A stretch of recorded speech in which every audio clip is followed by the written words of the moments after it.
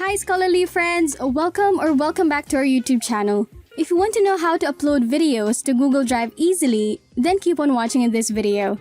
You have two options in uploading your file. First is by simply dragging it.